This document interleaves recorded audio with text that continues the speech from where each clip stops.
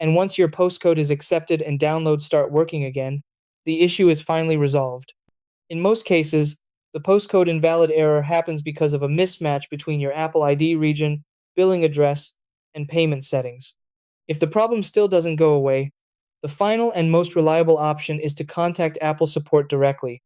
They can manually review your Apple ID details and guide you through fixing the billing or region settings correctly. Before contacting support, try entering none or 4 zeros as the postcode. In some regions, this workaround temporarily resolves the issue when no specific postcode is required by the App Store.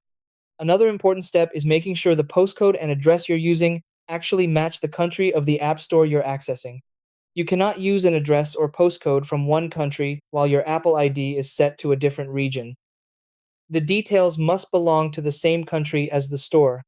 Most importantly, check your Apple ID billing address and payment method. Open the App Store, tap on your profile picture, and select Change Country or Region. Choose the country you currently live in and ensure it matches your payment method and billing details. Save the changes and try downloading again. Hello guys, welcome back to the channel. In this video, we discussed how to fix the Apple ID postcode invalid error, step by step. If this video helped you, don't forget to subscribe for more quick Apple fixes. Thanks for watching.